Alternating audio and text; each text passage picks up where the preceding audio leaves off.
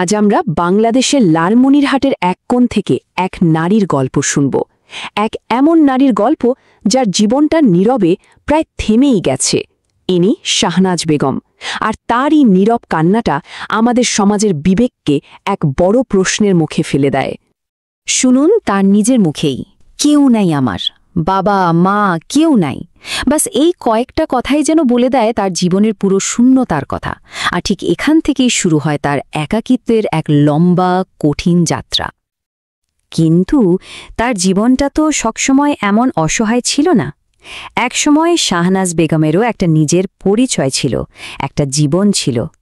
চলুন একটু পেছনে ফিরে দেখা যাক তার সেই প্রায় মুছে যাওয়া দিনগুলোতে।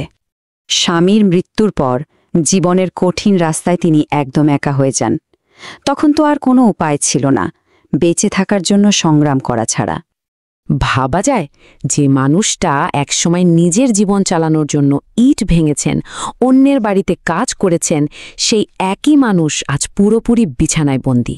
একটা স্ট্রোক, হ্যাঁ মাত্র একটা স্ট্রোকই তার কর্মঠ শরীরটা আর বেঁচে থাকার ইচ্ছেটা সব কিছু যেন এক মুহূর্তে কেড়ে নিয়েছে।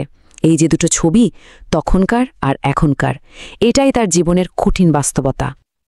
আর তার এই অসহায় অবস্থাটা কিন্তু একদিনের নয়, এটা একটা অনেক লম্বা আর নীরব অপেক্ষার গল্প, যেটা বছরের পর বছর ধরে চলছে। চারটি বছর, ভাবুন একবার। একটা ভয়াবহ স্ট্রোকের পর থেকে শাহনাজ বেগম ঠিক এভাবে একটা বিছানায় পড়ে আছেন। তার কাছে প্রত্যেকটা দিন, প্রত্যেকটা মুহূর্ত একই রকম, অসহায় আর নিঃসঙ্গ। এখন তার পৃথিবীটা বলতে গেলে একটা ভাঙাচোরা টিনের ঘর, একটা ছেঁড়া চটের ওপর শুয়ে তার দিন কাটে। ঠিকমতো কথা বলার শক্তিটুকুও হারিয়ে ফেলেছেন, আর বেঁচে থাকার জন্য যে সামান্য ওষুধ দরকার সেটাও কেনার মতো অবস্থা তার নেই।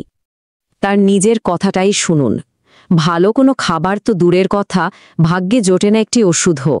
এই একটা বাক্যই বুঝিয়ে দেয় তার বঞ্চনাটা ঠিক কতটা গভীর, যেখানে বেঁচে থাকার সাধারণ চাহিদাগুলো তার কাছে এখন বিলাসিতার মতো। তো যখন নিজের বলতে কেউ নেই, তখন একটা প্রশ্ন আসেই, এই নিঃস্ব মানুষটার পাশে তাহলে কে দাঁড়িয়েছে, কে দেখছে তাকে? এই অন্ধকারের মধ্যে এক চিলতে আশার আলো হয়ে এগিয়ে এসেছেন তার এক প্রতিবেশী সালেহা বেগম। নিজের অভাব থাকা সত্ত্বেও তিনি শাহনাজের দেখাশোনা করেন। এটা আসলে প্রতিবেশীর ভালোবাসার এক অসাধারণ উদাহরণ। প্রতিবেশীদের মনে কিন্তু এখনও আশা আছে। তারা বিশ্বাস করেন যদি ঠিকঠাক চিকিৎসা করানো যায়, শাহনাজ হয়তো আবার সুস্থ হয়ে উঠতেও পারেন। এই বিশ্বাসটাই হয়তো তাকে ঘিরে থাকা মানুষ